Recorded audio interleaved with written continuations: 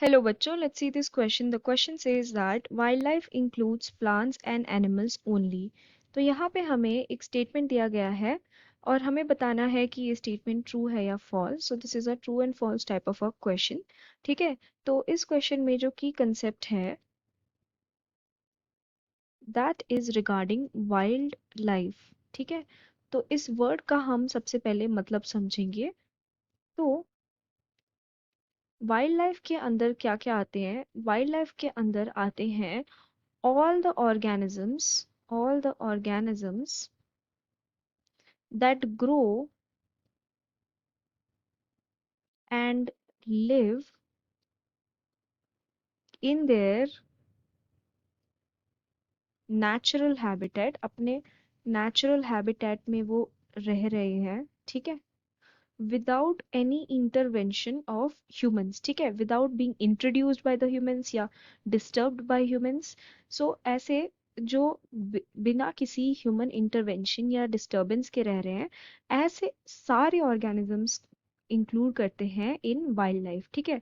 Without any disturbances by human. ठीक है. And इसके अंदर फिर क्या क्या इंक्लूड होंगे? इसके अंदर एनिमल्स, ऐसे एनिमल्स इंक्लूड होंगे that are animals that are undomesticated. ठीक है.